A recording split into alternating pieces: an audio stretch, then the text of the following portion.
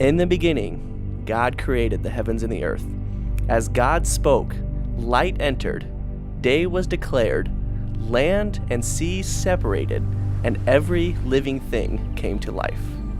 At the apex of his creation, God made man and God made woman. God made us in his image. In this Garden of Eden, God's gift of love and life flowed abundantly from him, and they were enjoyed to the fullest as we walked in perfect harmony with our Creator. But man was not content. We chose our desires over God's design. Death and darkness entered into God's creation, into the garden, and into our hearts. As God came to walk with Adam and his wife Eve, they hid from their Maker. God finds this first couple, condemns them from their sin, and sends them out from the garden away from the tree of life. The perfect relationship we experienced in the garden was broken, our hearts full of sin. We left, but God didn't leave us. Adam and Eve's race multiplied on the earth, and their rebellion against God grew as sin was passed from one generation to the next. The Lord saw the wickedness that covered the earth and regretted that he had made man, so he poured out his justice and wrath like rain and flooded the earth. Every animal, every man, every woman, and every child drowned in the depths of the sea. But at the same time, God poured out his love and his grace on Noah. Through the family of Noah, God would save his creation. God would save us. As Noah's descendants spread across the globe, God calls out to one man.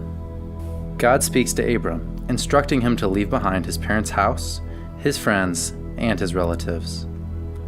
Isolated from all the comforts of home, God gives Abram a new land, a new name, and a new covenant.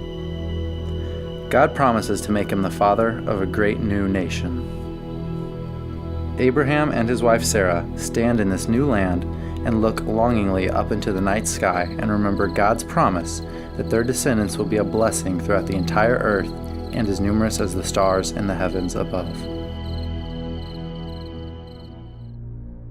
God brings Abraham into the promised land, and Sarah gives birth to a baby boy, the promised son, through whom God will bless all the world. Abraham and Sarah cherish this son as God's gift and name him Isaac. Then God demanded the greatest sacrifice imaginable, asking Abraham to climb up a mountain and sacrifice Isaac as a burnt offering. Abraham ascends the mountain with Isaac and prepares to be obedient to God by binding Isaac and putting him on the altar they had made. As Abraham raises the knife to slay his only son, God calls out, "Abraham, Abraham!" stopping Abraham in his tracks. Just before Abraham kills Isaac, God provides a ram to be killed in his place. Abraham trusted God, Isaac was delivered, and God was shown to be faithful to his promises and his people. God's promise to Abraham that his descendants would be more numerous than the stars is coming true, yet the Israelites stand in bondage in Egypt. After 400 years as slaves, God raises up one Israelite named Moses to save his people. In spite of, or perhaps because of, Moses' fear and inadequacy, God sends him to Pharaoh with a clear message. He speaks for God and tells Pharaoh, "Let my people go." But Pharaoh will not listen and opposes God and his people. God brings disaster, destruction, and death on the land of Egypt. Finally, overwhelmed by the power of the God of Israel, Pharaoh lets them leave. And in the depths of the Red Sea, God saves his people. Out of the waters of salvation, Israel heads into the desert and towards the promised land. God leads Israel to Mount Sinai, and on that mountain he gives Moses a law. With this law, God will guide Israel and make them a holy people. See, the Israelites knew very little about the God who saved them. They knew the Egyptian way of worship with golden idols and multiple gods, but that had failed. So now, as God gives this new law to this new people, he begins as any relationship must begin. From the mountaintop, God says to Moses and his people, "I am Yahweh, your God." He tells them his name, but Yahweh does not stop there. He also tells them how they are to worship him and how they are to live. Meanwhile, down at the base of the mountain, the Israelites wait for Moses. Becoming impatient with the God who delivered them from slavery, Israel makes a new god in the shape of a cow and bows down to it. And so goes Yahweh's relationship with this people. He will love them and lead them, but they will leave him and love others. Until the day when one will come who will fulfill the law by loving God with all his heart and loving others as himself. Because of their disobedience, Israel wanders aimlessly for 40 years. But at just the right time, Yahweh leads them to the Jordan River. This river is the final barrier between God's people and his promised land. On the other side of Jordan is Canaan, a beautiful land flowing with milk and honey. This is the land promised to Abraham and his descendants, but also across the Jordan are many peoples that reject Yahweh. These people, called the Canaanites, must be driven out so the Israelites can inhabit the land. Israel stands on the banks of the Jordan full of fear, afraid of the water, afraid of the Canaanites, and afraid of failure. But God commands courage and then leads the people into the river, miraculously stopping the water so Israel may at last enter the promised land.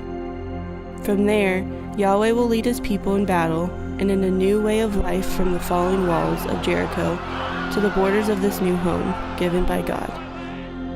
Israel lives in the land that Yahweh has given, but forgets his law and his love.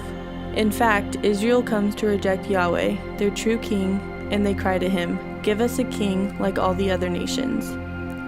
At this point, God could destroy them for rejecting him. Instead, he keeps on loving them and even gives them human kings. One after another, these kings fail. They abuse Israel, steal from her, and lead her to worship false gods. But one king rises above the rest. His name is David. David was far from perfect. In fact, he used his position as king to sleep with his friend's wife and then murdered that friend to cover up his sin. Yet David loved Yahweh and never worshipped any other god. David would die, and in death he abandons the people as all human kings do. Israel needs a king who will love her faithfully, never wrong her, and never die. But where would she find a king like that? Well, Yahweh had a plan. He told David that he would have a son who would be the one true king of Israel and never die. An eternal king who would lead the people of Israel in the greatest victory imaginable. But Israel is not ready for that king just yet. Yahweh will prepare her through suffering to embrace the king he will send. As Israel longs for this great king, they give him names. He is called Messiah, Son of Man, and Christ. For this Messiah, Israel waits. Israel lives in the land that God gave them and enjoys all the blessings of being his special people. For a short time, the kings of Israel have great success and conquer much land. At the height of her power, Israel builds a temple for Yahweh to dwell in. The God who created the universe meets with Israel in this temple, but they once again abandon him. As they leave him, God uses the army of the Babylonians to capture Jerusalem and deport the Israelites into a foreign land. As Israel is led into exile by their new captors, they can only hope that once again God will save them from their sins. The temple where Yahweh had met with the Israelites was reduced to rubble by the armies of Babylon, and the people were led far away from their homeland. Yahweh, out of his infinite love for his people, has gone with them into exile. While they endure their just punishment for their rebellion against Yahweh, he performs mighty miracles among the pagan nations, rescuing his people from a fiery furnace, saving Daniel from a den of lions, and speaking through Daniel to the kings of Babylon and Persia. Eventually, the Israelites come out of exile and journey back to the Promised Land. They rebuild the temple and wait for Yahweh to return. Little did the Israelites know that Yahweh would not return to the temple until he came as an 8-day-old baby swaddled in his mother's arms.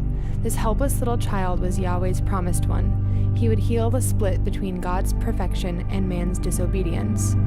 Just like the ram that Yahweh gave Abraham as a substitute for Isaac, this little child would act as an intercessor, bringing redemption and freedom to mankind. This child would fulfill the law to its full extent. Finally, Israel's eternal king had come to her. They called him Wonderful Counselor, Mighty God, Everlasting Father, Prince of Peace. But his mom just called him Jesus.